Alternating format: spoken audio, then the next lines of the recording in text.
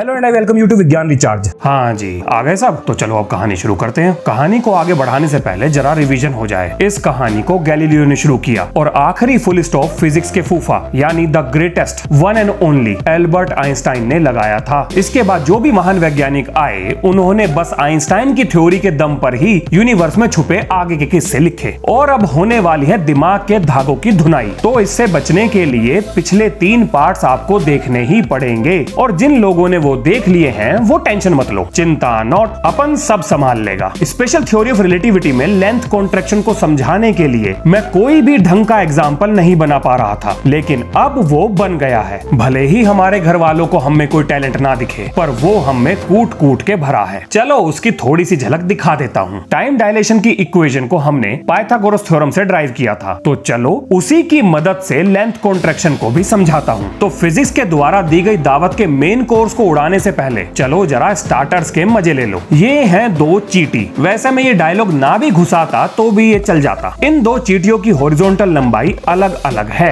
बड़ी चींटी ज्यादा लंबाई के कारण रास्ता जल्दी तय कर लेती है और छोटी चींटी रेस में हार जाती है। अब अगर यही रेस लाइट की स्पीड और एक ऐसे रॉकेट के बीच में लगाई जाए जो धीरे धीरे लाइट की रफ्तार के करीब पहुंच रहा हो, तो होगा कुछ बहुत अजीब। और ये अजीब घटना है लेंथ कॉन्ट्रैक्शन की। आओ इसे भी उसी पाइथागोरस ट्रायंगल से समझाता हूं और फिर जोड़ेंगे इसे चींटी वाले एग्जांपल से। इसे मान लेते हैं लाइट की रफ्तार और इसे मान लेते हैं उस रॉकेट की रफ्तार जो लाइट की स्पीड के नजदीक जा रहा है, और ये है उस रॉकेट की लंबाई। आपको याद है ना, छोटी चींटी की लंबाई कम होने के कारण उसने रेस को पूरा करने में ज्यादा समय लिया था। अब देखो मेरा कमाल, जैसे जैसे रॉकेट की रफ्तार बढ़ेगी ठीक वैसे वैसे उसकी अपनी लंबाई कम होती जाएगी, और जब लंबाई कम होगी तो क्या होगा, समय बढ़ जाएगा, जैसा छोटी चींटी के साथ हुआ था। और जब स्पीड के फॉर्मूले में समय बढ़ेगा तो भाई साहब स्पीड कम हो जाएगी। यानी मोटा माटी कहें तो लाइट से कोई नहीं जीत सकता। वो अपनी एक उंगली पर टाइम डायलेशन और दूसरी उंगली पर लेंथ कॉन्ट्रैक्शन को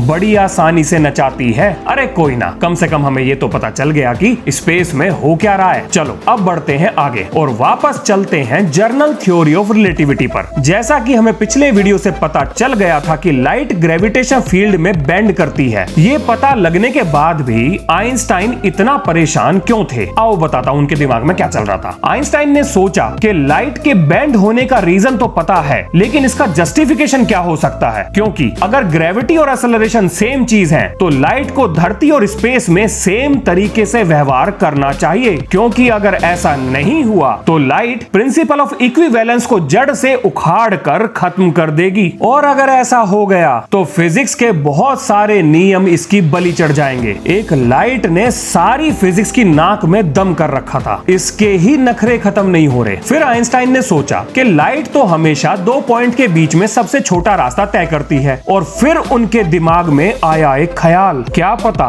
2 पॉइंट के बीच का सबसे छोटा रास्ता सीधा हो ही ना, क्या पता वो रास्ता कर्व ही हो। और अगर ऐसा हम मान लेते हैं तो प्रिंसिपल ऑफ इक्विवेलेंस की जान को लाइट से होने वाले खतरे से बचाया जा सकता है। भाई साहब, इसका मतलब लाइट को बेंड करने का काम ग्रेविटी नहीं बल्कि स्पेस का कर्व नेचर कर रहा है। उत्तरी, इसका मतलब ये भी हुआ कि स्पेस के कर्व नेचर के कारण ही ग्रेविटी उत्पन्न हुई। यानी ग्रेविटी का रियल सोर्स स्पेस फैब्रिक में आया हुआ कर्व नेचर है, और ये कर्व उतना ही ज्यादा होगा जितना ज्यादा किसी बॉडी के पास मास होगा। इसी कारण की वजह से सूरज की ग्रेविटी धरती की ग्रेविटी से बहुत ज्यादा है, और यही कारण है कि स्पेस फैब्रिक में सूरज धरती से ज्यादा बड़ा कर्व पैदा करता है। अगर इन सारी बातों को एक साथ जोड़कर देखें तो हमें यह समझ में आता है कि स्पेस कर्व है, और ये कर्व बॉडी के मास पर डिपेंड करता है। जितना ज्यादा मास होगा उतना ही बड़ा कर्व होगा, और जितना बड़ा कर्व होगा उतनी ही ज्यादा ग्रेविटी होगी, और जितनी ज्यादा ग्रेविटी होगी उतना ही ज्यादा लाइट को वो बेंड करेगी। और क्योंकि ब्लैक होल में बहुत सारा मास बहुत थोड़े से स्पेस में इकट्ठा हो जाता है, तो वो स्पेस के अंदर जबरदस्त कर्व पैदा करता है, और यही जबरदस्त कर्व एक जबरदस्त ग्रेविटी को जन्म देता है। इतनी जबरदस्त ग्रेविटी कि लाइट भी उससे बचकर नहीं जा सकती। तो इसका मतलब तो ये हुआ कि मैं और आप भी स्पेस में कर्व पैदा कर रहे हैं। क्यों, हिल गया ना दिमाग का एक एक तार?